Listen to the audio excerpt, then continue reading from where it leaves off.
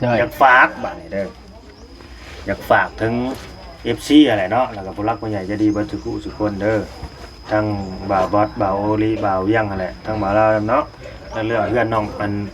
โอนี่ก็คือทั้งผู้ใหญ่เพิ่นก็สิเฮ็ดสานต่อจนแล้วหั่นแหละ ถือว่าเอาเว้าในคลิปนี้เลยถือว่าเจ้าปิดสมทบแล้วก็ถือว่าเว้าเลยก็ได้ถ้าสานต่อต้นแล้วเด้อ เลยก็คือปิดสมทบอะไรเรื่อง โอเค เพื่อน เจ้า นะแต่ว่าเรือทั้งห้องน้องน้ำนี่ถ้าเกิดมีทั้งผู้รักผู้ใหญ่ทั้งบ่าวบอสบ่าวโอลิหรือว่าบ่าวเวียงนี่เนาะแบบว่าอยากซอยน้องอย่างนี้ก็สามารถซอยได้แบบว่าบ่คิดน้อยคิดใหญ่หั้นนะซอยได้เด้อพี่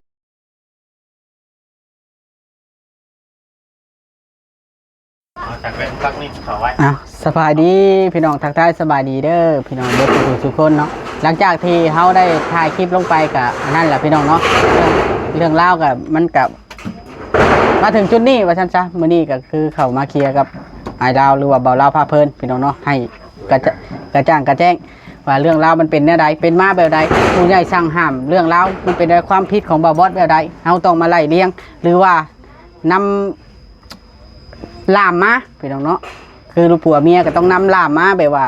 ตัวใดที่มันผิดมันถึกจะกินหมูน้อยบ่หรือว่าจะกินงัวก็แล้วแต่ความผิดเนาะพี่น้องอันนี้ก็ได้ฮะ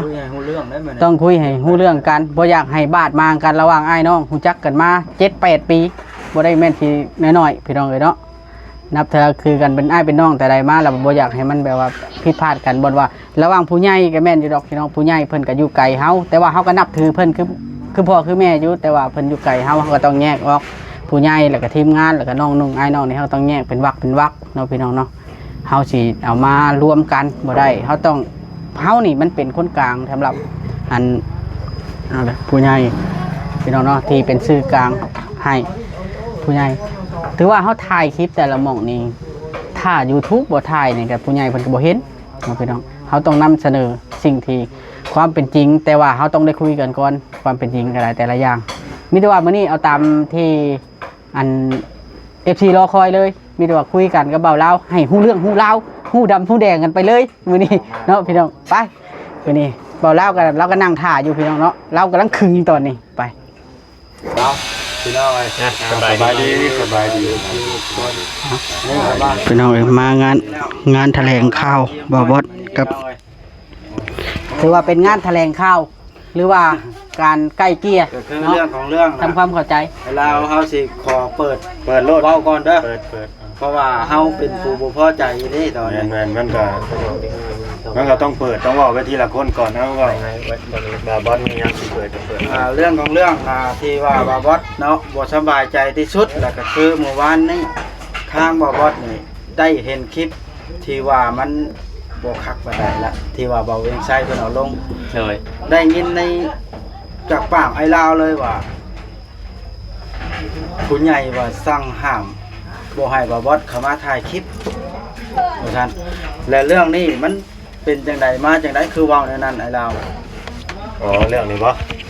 น่าสิเป็นการเข้าใจผิดกันนั่นแหละพี่น้องเอ้ยเนาะน่าสิเป็นการเข้าใจผิดกันเด้อบาบอสคิดว่านะถ้าหลังจากที่ได้ฟังกันบาบอสเพิ่นว่าพี่น้องน่าสิเป็นการเข้าใจผิดกันคือทักผู้ใหญ่ของบ่าวลาวนี่แหละเนาะที่ว่า FC หลายๆคู่หลายๆคนเด้อครับทักทายสบายดีถูกช่องก่อนเนาะฟังบ่าวลาวหน่อยเด้อพี่น้องเด้ออันนี้บ่าวลาวเรียกว่าน้อมรับเนาะน้อมรับทุกคำติชมเนาะทุกคำด่าทุกคำชมน้อมรับเพิ่นนั่นแหละเนาะแล้วแต่ใครสิว่าจังใดสิคอมเมนต์จังใดเฮาก็ยอมรับเบิดพี่น้องเอ้ยเรื่องของเรื่องก็คือที่บ่าวลาวเว้าออกสื่อไปเนาะโดยที่ว่ามีบ่าวเวียงนำเนาะอ่านช่องบ่าวเวียงเลยคือว่าออกไปเมื่อน่ะก็ยอมรับว่าจริงเนาะว่าจริงแต่หลายผู้หลายคนก็ที่บ่าวลาวนี่ว่าเองบ่ยังประมาณนี้ก็มีอันนี้ก็มีเนาะโดยที่บ่มีแบบว่าผู้รักผู้ใหญ่อยู่เบื้องหลังว่าให้มาเว้าจังซั่นจังซี่นะแต่บางคนเพิ่นก็เข้าใจว่าบ่าวลาวเอาเองบ่บ่าวลาวบ่ได้เว้าเองพี่น้องเลยเนาะ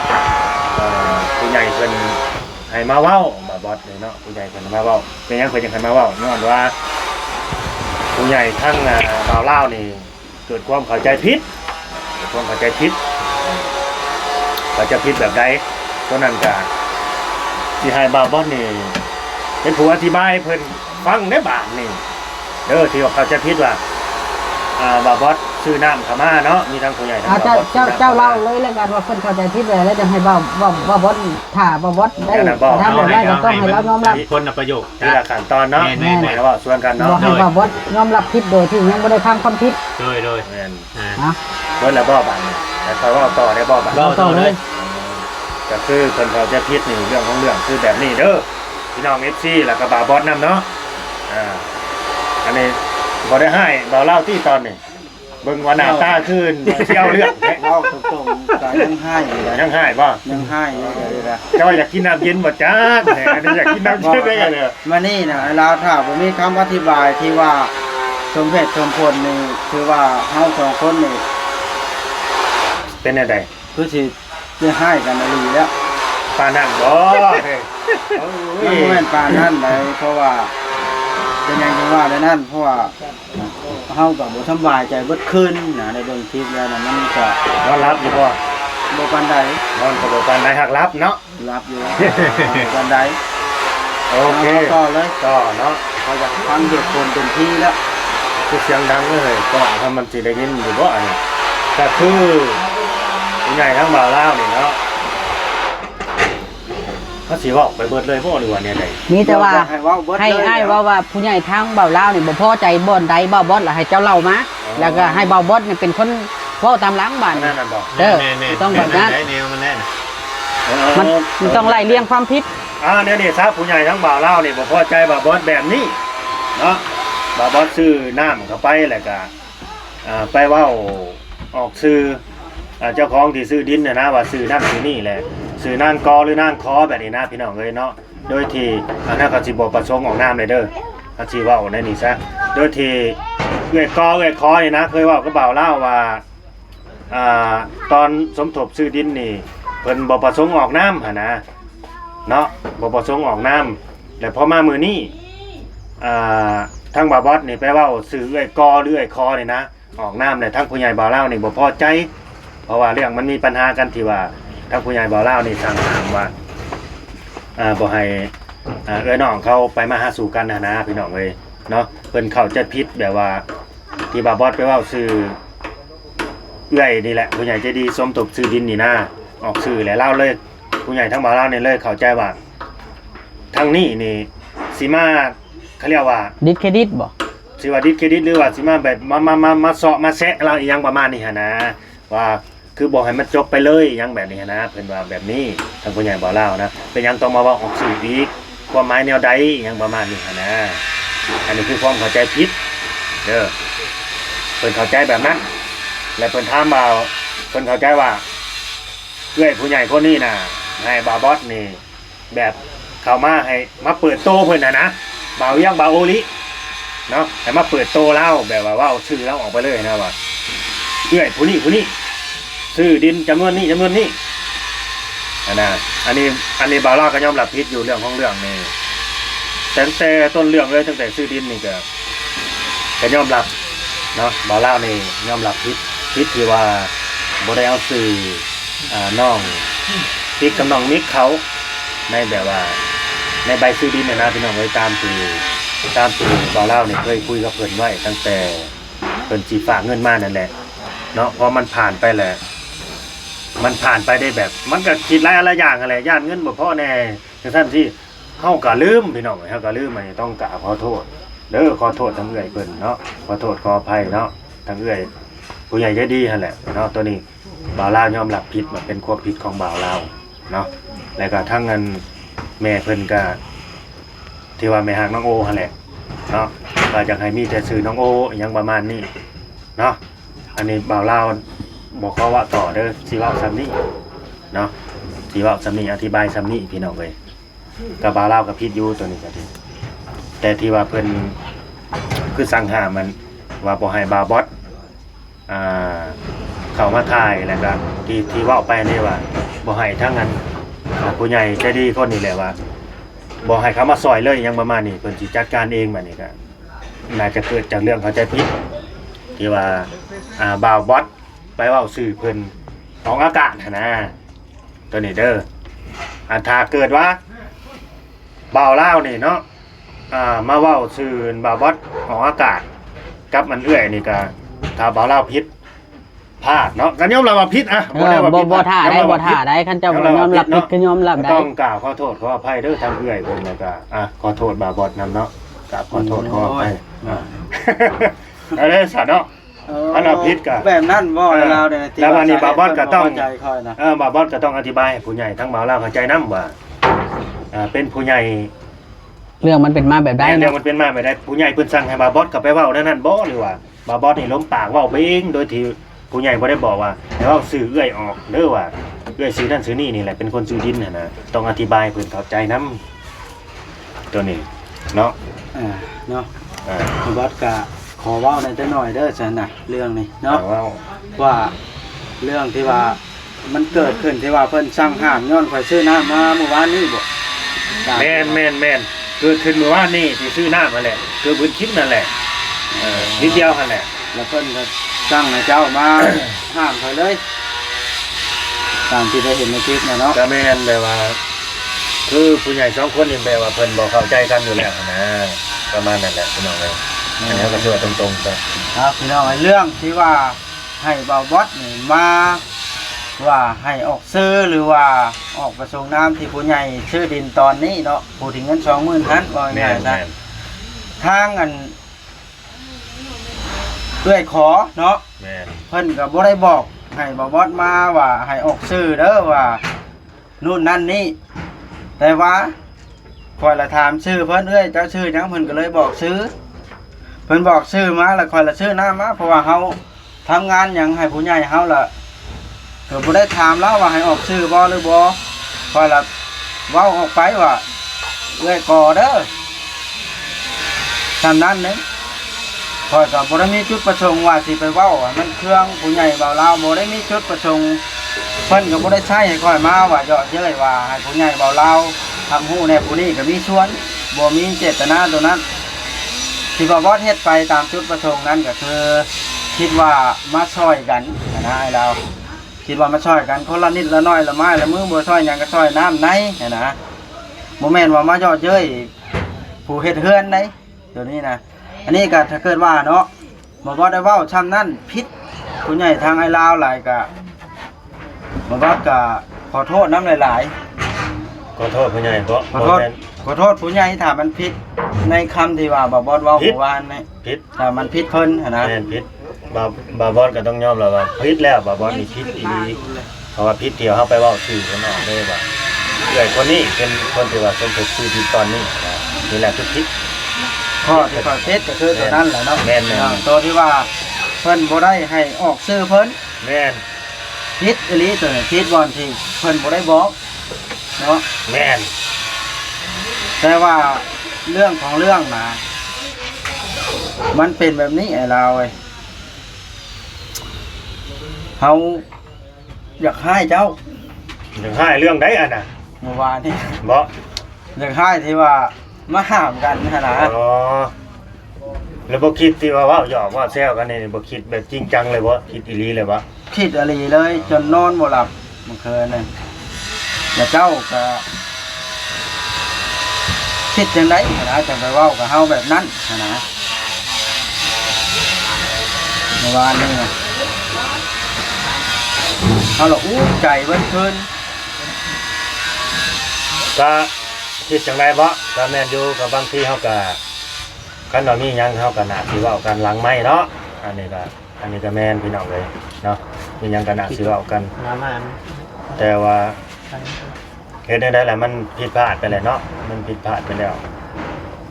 ก็แบบว่าคิดยังบ่ทันนั่นแหละคิดยังบ่ทันก็บ่คิดว่ามันสิเป็นเรื่องเป็นราวดราม่ากันขนาดนี้ต้องแบบผู้รักผู้ใหญ่เพิ่น นี่แหละพี่น้องก็คุยกันให้เข้าใจเนาะ แนวใดผู้รักผู้ใหญ่ถึงขั้นแบบว่าบ่พอใจกันนะพี่น้องคือเนาะท่านว่าต่อไปนี่ก็สิพยายามท่านบ่ลาเพิ่นเนาะสิบ่ให้เกิดเรื่องแบบนี้เกิดขึ้นอีกที่ว่ากับไผก็ตามแต่กับเฮ็ดใดกับคนใดก็สิบ่ให้มีเรื่องแบบนี้เกิดขึ้นอีกบัดนี้ สีขอถามอีกคำถามหนึ่งเมื่อวานนี่ทิ้งที่เบ้าออกมานั่น มันออกจากผู้ใหญ่ได้บ่คือว่าออกจากเจ้าว่า FC เพิ่นสงสัยนี่ว่าเจ้านี่ห่วงเท็จอันเอาสิขอถามนะครูหักเพลงว่าทายมานํกันนี่หลายโบนบ่มีงานก็เอิ้นกันไปแบบนี้นะ โอเคบ้านนี่บ่าวเล่าสิว่าตอบเด้อสิถามบ่าวยังถามใจบ่าวยังบ้านคิดว่าบ่าวเล่านี่เป็นคนแนวใดคิดว่าบ่าวเล่าเอาเองบ่หรือผู้ใหญ่เอา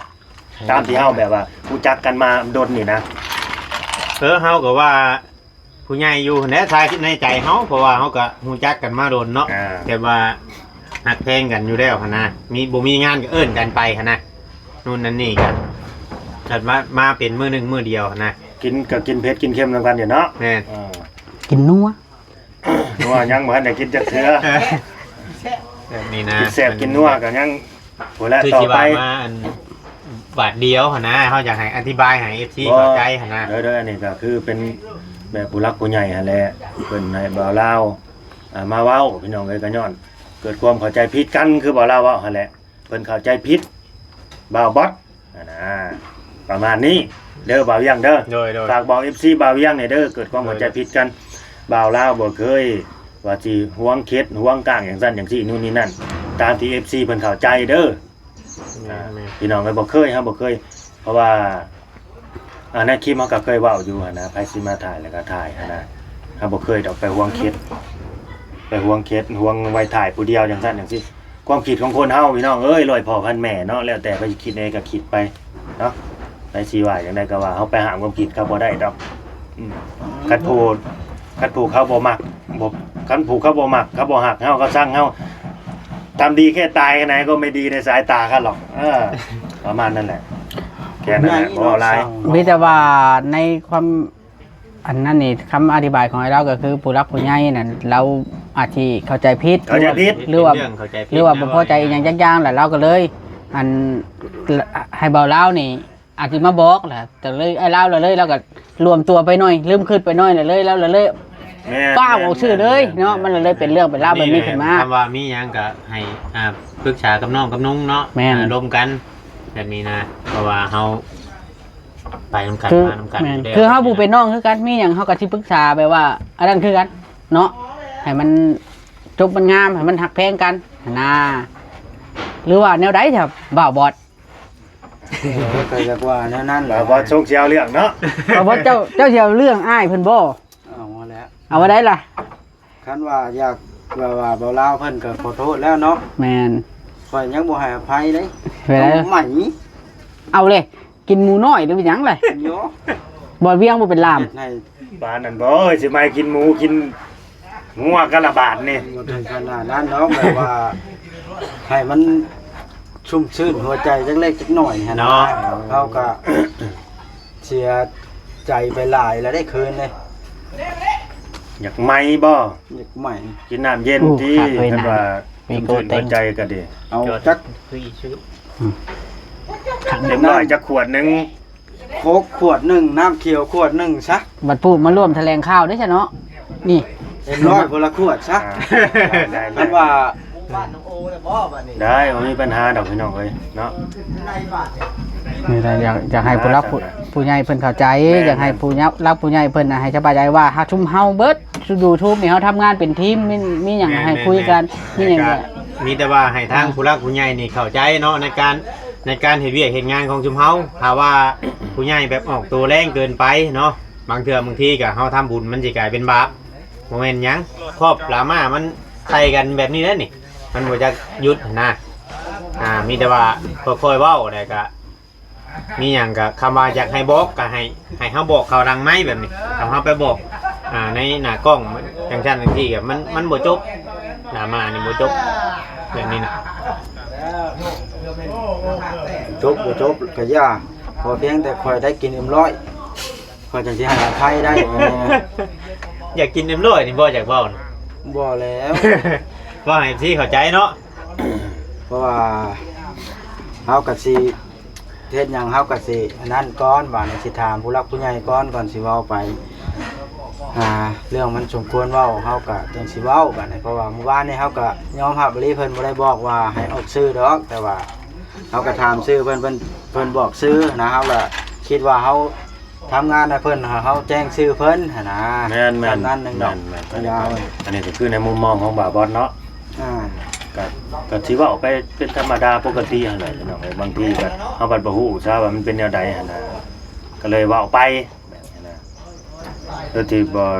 บ่ฮู้ว่าต้นปลายสาเหตุมันเป็นแนวใด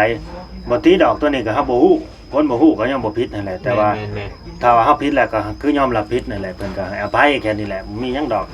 เนาะก็คืออันเราเล่านี่แหละคันว่าผิดแล้วก็ยอมรับผิดแล้วก็ขอโทษไปหั่นนะประมาณนี้สิยกโทษให้บ่ยกก็สุดแล้วแต่พิจารณาเอา โอ้ยยกให้ มีแต่ว่าอันนั้นเนาะถือว่า ไหมเอาจากใหม่เท่านั้นเดี๋ยวนี้นะ อันทางผู้รักผู้ใหญ่ของไอ้เล่านี่เราเข้าใจผิดว่าบ่บอสนี่ยกอันชื่อของผู้เพิ่นชื่อดินฮันแม่นบ่มาเพื่อว่าเป็นแซะอีหยังจักอย่าง แม่นๆ แต่ว่าในมุมมองของบ่บอสเจตนาเราบ่ได้แบบนั้นนะบ่บอสพยายามอธิบายตัวนี้เติมอีกได้บ่บอส เจ็ด น้องเบาเวียง ของเพิ่นนะ บ่ว่าเจตนาเจ้าเองหั่นนะมันเพราะว่าเพิ่นบ่ได้เกี่ยวเพิ่นบ่ได้บอกให้เจ้าออกซื้อเจตนาเจ้าเองน่ะมีอันจิตใจแบบอยากแซะเพิ่นบ่หรือว่าจังไดหั่นนะให้เจ้าอธิบายตัวนี้เติมได้บ่บอสเอ้ย ข้อตัวนี้ให้ติ๊กแล้วเฮาแฮงบ่ฮู้กับเพิ่นช้ำเฮาสิอยากแซะเพิ่นเฮ็ดหยัง โดยเจ้าต้องอธิบาย เฮาก็ยังทาทุนิ้วมือแล้วเฮ็ดซอยน้องโอนี่เรื่องอยากแซะอย่างหยังเพิ่น บ่ได้มีเจตนาหยังบ่เดี๋ยวนี้ บ่ บ่ได้มีเจตนาหยังแอบแฝงอยู่ข้างหลังตี้บ่มีบ่ คือ บ่มีบ่มีบ่ แม่ มี น บ่มี คือไอ้เล่านี่คือกันก็ บ่มี บ่มีเจตนาหยังที่ว่าบ่พอใจน้องนุ่งบ่หรือว่าจังไดหั่น บ่ น่ะ มีบ่มีหยังที่ว่าบ่พอใจเด้อ โดย ก็คือแบบก็คือบ่เล่าว่าแหละมันเกิดจากความเข้าใจผิดเนาะเข้าใจผิดที่ว่าบ่าวบอสไปเว้าที่ว่าบ่มีเจตนาหยังนั่นแหละคือเว้าแบบเฮาก็แบบสิว่าได้ๆครับคือถ่ายคลิปเป็นปกติหันนะแต่ว่าเฮาบ่ฮู้ต้นปลายสาเหตุแล้วก็แบบว่าอยากเว้าชื่อผู้ใหญ่เพิ่นออกซื่อๆนะว่าเอื้อยคนนี้เด้อที่ว่าซื้อน้ำให้แหละเพิ่นก็เว้ากับเฮาในนั้นในนี่ว่าเพิ่นซื้อดินตอนนี้ตอนนั้นหั้นนะตอนนั้นตอนนี้หั้นนะคือความหมายของอันนี้บาบอสเนาะโดยที่บ่ฮู้ว่า แม่น ผู้ใหญ่สองคนนี่เขาเจ้าแบบ บ่คักกัน บ่ฆ่ากันหั่นนะเนาะแต่ทั้งผู้ใหญ่คือทั้งบ่าวลาวนี่แหละ แบบก็เข้าใจผิดอันนะว่า คือยังบ่จบบัดมามือหนึ่งไปยังคือโผล่มาแบบนี้หั่นนะพี่น้องแบบนั้นเนาะอันนี้เว้าแต่ต้นเลยได้ยังสิมาเว้าท้ายคลิปอีกบ่เว้าได้พี่น้องเลยเนาะ มีแต่ว่าบาดนี้นะอีหยังก็ตามให้ปรึกษาหารือกันเนาะว่าตัวใดมันสิถ่ายไปได้คือว่าบอสคือกันเนาะ โดย เรื่องดราม่ากับเผาลงบาดนี้ เอา ถือว่าเฮาก็อันนั้นคือกัน ขอเว้าก่อนจบคลิปก็แล้วกันเนาะที่ว่าอันเราเล่าเว้ากับบ่บอสวันนี้นะก็คือบ่เล่ากับเพิ่นได้เว้าแล้วว่าลงรวมปากเว้าบ่ได้ตั้งใจ หรือว่าตั้งใจบ่ได้ดิ ตัวไหน บ่ ตัวที่ว่าเว้ากับบ่บอสนั่นบ่ให้มาถ่ายคลิปให้ คือ เรา คือบ่ทัน ก็สิว่าคิดบ่ทันนั่นแหละเนาะคิดบ่ทันแต่แบบเฮาก็คันว่าเฮาคิดทันหรือ แบบว่าใจบ่ฮ้อนเกินไปหยังแบบนี้นะแบบสิว่ามันได้ไดเฮาก็เว้ากำลังไม่ก็ได้แต่นี่ก็ขอโทษไปเลยเด้คัน โดย ก็ยอมรับว่าผิด แต่ว่าข้อยเป็นทั้งบ่ยอมคำบ่ได้ใหม่กันด้วยร้อยมันจังสิยอมได้ ตอนนั้นมันได้กิน คลิปนี่ ตอนนั้นมันได้กินแต่บาดนี้บาดเล่าก่อนสิจบคลิปเด้อ โดย อยากฝากบาดนี้เด้ออยากฝากถึง FC อะไรเนาะแล้วก็ผู้รักผู้ใหญ่ใจะดีเบ่ทุกผู้ทุกคนเด้อทั้งบ่าวบอสบ่าวโอลีบ่าวเวียงนั่นแหละทั้งบ่าวลาวเนาะแล้วเรื่องเพื่อนน้องมันโอนี่ก็คือทั้งผู้ใหญ่เพิ่นก็สิเฮ็ดสานต่อจนแล้วหั่นแหละ ถือว่า เนาะ เอาเว้าในคลิปนี้เลยถือว่าเจ้าปิดสมทบแล้วก็ถือว่าเว้าเลยก็ได้ถ้า สานต่อจนแล้วเด้อ โดย ก็คือปิดสมทบอะไรเรื่อง โอเค เพื่อน เจ้า นะแต่ว่าเรือทั้งห้องน้องห้องน้ำนี่ถ้าเกิดว่ามีทั้งผู้รักผู้ใหญ่ทั้งบ่าวบอสบ่าวโอลิหรือว่าบ่าวเวียงนี่เนาะแบบว่าอยากซอยน้องอย่างนี้ก็สามารถซอยได้แบบว่าบ่คิดน้อยคิดใหญ่หั้นนะซอยได้เด้อพี่น้องเด้อซอยได้ขอเฮาก็อยากให้ผู้รักผู้ใหญ่นี่ก็แบบว่าถูกต้องปรองดองสามัคคีกันนะก็คือกันกับตุ่มเฮานี่แหละก็บ่อยากมีปัญหาหยังกันแบบนี้นะก็ซอยได้เด้อพี่น้องเด้ออย่าไปว่า